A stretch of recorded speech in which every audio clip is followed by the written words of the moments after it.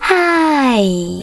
In front of me is Motorola Edge for diffusion, and today I would like to show you how you can connect it to printer.